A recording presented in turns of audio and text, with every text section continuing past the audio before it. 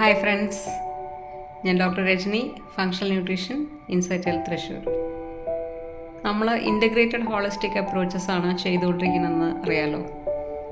അപ്പോൾ ഒരു വ്യക്തി ഏകദേശം 1 വർഷം മുൻപ് കഴിഞ്ഞ ഡിസംബർ മാസത്തിൽ നമ്മുടെ അടുത്ത് വന്നിട്ടുണ്ടായിരുന്നു.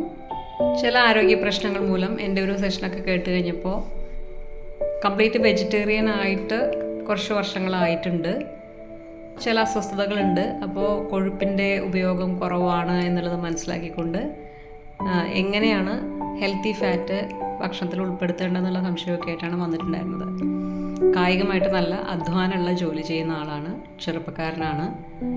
അപ്പോൾ അദ്ദേഹത്തിന് ഈ ഡയറ്റിൽ വന്നതിന് ശേഷം വെജിറ്റേറിയൻ നാരുകളൊക്കെ അടങ്ങിയിട്ടുള്ള നോൺ വെജ് ഒന്നും ഇല്ലാത്തൊരു ഭക്ഷണത്തിൽ വന്നതിന് ശേഷം ചില അസ്വസ്ഥതകൾ വരികയും അതിന് പിന്നെയും അങ്ങനെയുള്ള തരത്തിലുള്ള ട്രീറ്റ്മെൻറ്റുകളിലേക്ക് പോവുകയും മാനസിക അസ്വസ്ഥതകൾ കൂടിക്കൂടി വരിക എന്നൊക്കെയുള്ളതൊക്കെയാണ് ഉണ്ടായിരുന്നത്. ഈ പറയുന്ന ഹെൽത്തി ഫാറ്റ് ആഡ് ചെയ്ത് വന്നു കഴിഞ്ഞപ്പോൾ അദ്ദേഹത്തിൻ്റെ അസ്വസ്ഥതകൾ പതുക്കെ അപ്രത്യക്ഷമാകാൻ തുടങ്ങി. അങ്ങനെയാണ് ഇൻസൈറ്റ് ഹെൽത്തിൽ വരുന്നതും ന്യൂട്രിയൻസ് എടുക്കാൻ തുടങ്ങുന്നതൊക്കെ. പക്ഷേ ഈ 1 വർഷത്തിന് ശേഷം അദ്ദേഹം പിന്നെയും നമ്മളെ സമീപിക്കുകയാണ്.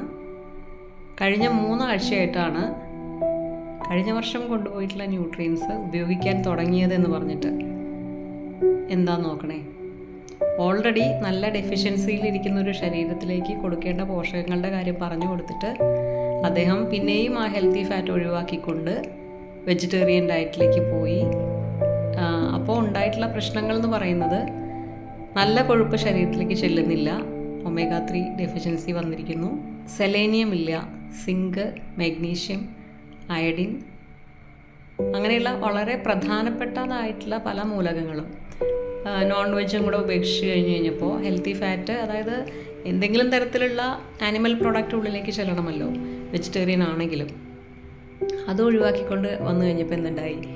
D3 ഡെഫിഷ്യൻസി വന്നു, B12 ഡെഫിഷ്യൻസി വന്നു. അത് ചിന്തകളെയും നമ്മുടെ തലച്ചോറിന് തന്നെ നല്ല രീതിയിൽ ബിഹേവ് ചെയ്യാൻ പറ്റാത്ത രീതിയിലുള്ള മാറ്റങ്ങളിലേക്ക് കൊണ്ടുപോകാൻ തുടങ്ങി. അപ്പം മാനസിക ആരോഗ്യത്തിനുള്ള ചികിത്സ ചെയ്യേണ്ട അവസ്ഥയിലേക്ക് വന്നു. ഇപ്പോൾ വന്നു കഴിഞ്ഞപ്പോൾ 3 ആഴ്ചയായിട്ട് ഞാനത് എടുക്കാൻ തുടങ്ങിയെന്നും ഇത്രയും കാലം ഞാനത് എടുക്കാതിരുന്നത് കൊണ്ട് ഉണ്ടായ പ്രശ്നങ്ങൾ എന്താണെന്ന് അദ്ദേഹം സ്വയം മനസ്സിലാക്കിയിരിക്കുന്നു. ഭാഗ്യത്തിന് അദ്ദേഹത്തിൻ്റെ കുട്ടികൾ അമ്മയുടെയും അച്ഛൻ്റെയും കൂടെ നോൺ വെജ് അല്പമൊക്കെ കഴിക്കുന്നുണ്ട് എന്നുള്ളൊരു ആശ്വാസം എൻ്റെ അടുത്ത് പറയുകയും ചെയ്തു. ഇനി ഇതിൻ്റെ കൂടെ തന്നെ അദ്ദേഹത്തിന് ഇപ്പോൾ 2-3 ദിവസം മുമ്പ് നല്ല വയറുവേദനയുമായിട്ട് ഉള്ള പ്രശ്നമായിട്ട് വന്നിരുന്നു. പറഞ്ഞപ്പോൾ മനസ്സിലായ കാര്യം, 2 ആഴ്ചയിൽ കൂടുതലായിട്ട് വയറുവേദന സഹിച്ചുകൊണ്ട് നടക്കുവാണ്. ജോലി ചെയ്യാൻ പറ്റാത്ത അവസ്ഥയിലേക്ക് മാറി. എന്നിട്ടും നമുക്ക് ഈ വീടുകളിൽ നമ്മൾ സാധാരണ ചെയ്തുകൊണ്ടിരിക്കുന്ന ടിപ്സ് വെച്ചുകൊണ്ട് അദ്ദേഹം ഫാസ്റ്റിങ്, വെജിറ്റേറിയൻ ഫുഡ്, ജ്യൂസുകൾ, ലിക്വിഡ്സ് മാത്രം അങ്ങനെ കഴിച്ച് ശരീരം നല്ല ക്ഷീണത്തിൻ്റെ അവസ്ഥയിലേക്ക് മാറിയിരിക്കുകയാണ്. ഞാൻ വേഗം തന്നെ കാഷ്വാലിറ്റിയിൽ പോയിട്ട് വേണ്ട രീതിയിലുള്ള അവിടുത്തെ എക്സ്പെർട്ടിനെ കാണുകയും എന്താണ് പ്രശ്നമെന്ന് എൻക്വയറി ചെയ്യാൻ പറയുകയും ആ ചികിത്സ എടുക്കാൻ പറയുകയും അദ്ദേഹത്തിന് ആൻറ്റിബയോട്ടിക് സ്റ്റാർട്ട് ചെയ്തിരിക്കുകയാണ്. അപ്പോൾ വയറിനുള്ളിൽ എവിടെയോ വന്നിട്ടുള്ള ഒരു ഇൻഫെക്ഷൻ 2-3 ആഴ്ചകൾ കൊണ്ട് വളരെ മോശമായിട്ടുള്ള രീതിയിലുള്ള പെയിനായിട്ട് ഇരിക്കാനോ ജോലി ചെയ്യാനോ പറ്റാത്ത രീതിയിലേക്ക് എത്തിച്ചിരിക്കുകയാണ്.